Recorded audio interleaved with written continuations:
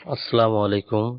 প্রিয় চাকরি প্রত্যাশিত ভাই বোনেরা, আপনারা যারা নতুন চাকরি সার্কুলার পাওয়ার জন্য অপেক্ষায় আছেন, তাদের জন্য একটি নতুন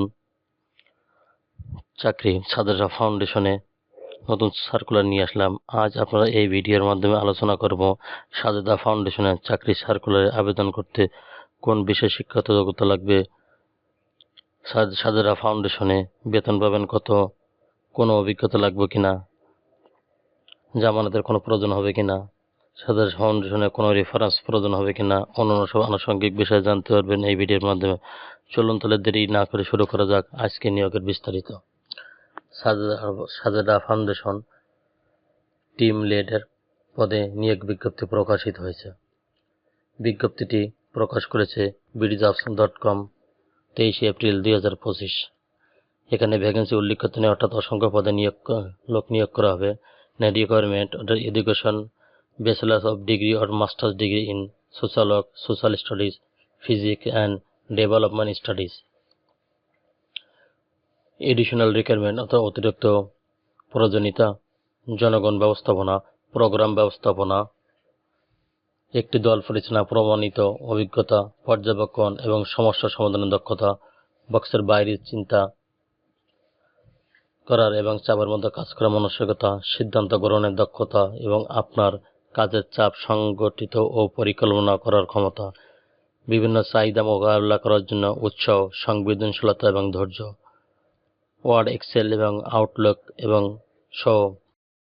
মাইক্রোসফট অ্যাপ্লিকেশনগুলির দক্ষতা, রেসপন্সিবিলিটি অ্যান্ড কন্ট্যাক্টস অর্থাৎ দায়িত্ব, প্রেক্ষাপট, প্রকল্প সম্পর্কে স্থানীয় সম্প্রদায় জুড়ে সামাজিকভাবে গ্রহণযোগ্য পরিবেশ তৈরি করা, প্রতিটি রোগীর দক্ষতা এবং আগ্রহের রিয়েল টাইম যোগাযোগ এবং বোধগম্যতা, প্রতিটি রোগীর জন্য প্রশিক্ষণ মডিউল এবং দক্ষতা উন্নয়ন কৌশল প্রস্তুত এবং বিকাশ, এই রোগীর জন্য কাজের সুযোগ বাড়ানোর জন্য বিভিন্ন সম্প্রদায়ের সদস্যদের সাথে জড়িত হওয়া, সামাজিক সম্পৃক্ততা বাড়ানোর জন্য ক্লায়েন্টের সাথে জড়িত সামাজিক গোষ্ঠী তৈরি করা, ব্যক্তিগত শিক্ষার স্তর উন্নত করার জন্য রোগীদের জন্য শিক্ষা ইত্যাদির মতো বিভিন্ন উদ্যোগ গ্রহণ করা, ক্লায়েন্টের জন্য কর্মবাড়ি সম্পর্ক পরিচালনা করা এবং তাদের পরীক্ষাধীন প্রশিক্ষণ দেওয়া, সামাজিক সম্পৃক্ততা এবং প্রকল্পের প্রচার ক্ষেত্রে স্থায়ী কর্তৃপক্ষের সাথে সম্পৃক্ততা, প্রকল্পের জন্য বিভিন্ন মানসিক স্বাস্থ্য প্রতিষ্ঠানে ক্লায়েন্টের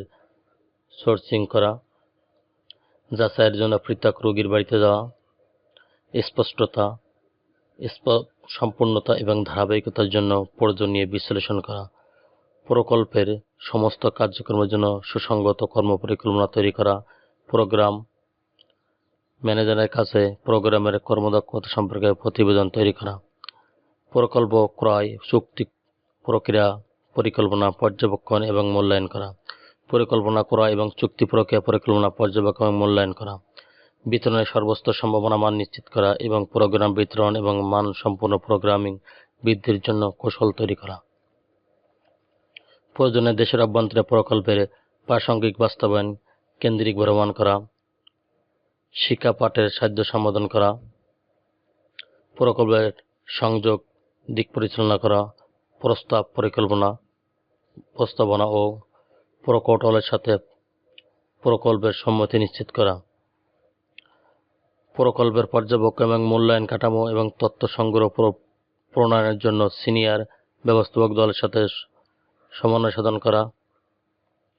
পরিকল্পনা পর্যবেক্ষণ মূল্যায়ন এবং কাজের অবদান আলোচনা করে কাজের প্রত্যাশিত যোগাযোগ করা, কৌশলগত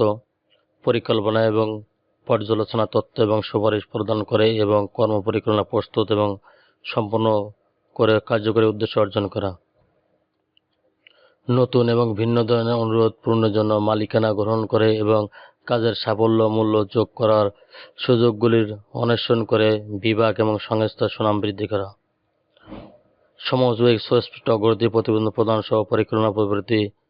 সমযোগী এবং পর্যাপ্ত প্রতিবেদন নিশ্চিত করে প্রকল্প বাস্তবায়ন ট্র্যাক করা,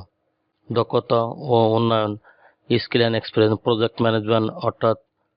প্রকল্প ব্যবস্থাপনা, ওয়ার্কপ্লেস কর্মক্ষেত্র অফিসে কর্মক্ষেত্রে অবস্থান, কন্ট্রাকচুয়াল অর্থাৎ চুক্তিভিত্তিক জব লোকেশন হবিগঞ্জ অথবা মানিকগঞ্জ। চ্যানেলটি ভালো লাগলে সাবস্ক্রাইব করে সঙ্গে থাকুন নতুন নতুন চাকরি খবর সবার আগে পাওয়ার জন্য। আর যারা অলরেডি আমার চ্যানেলটি সাবস্ক্রাইব করে রেখেছেন তাদেরকে অসংখ্য ধন্যবাদ। আল্লাহ হাফেজ।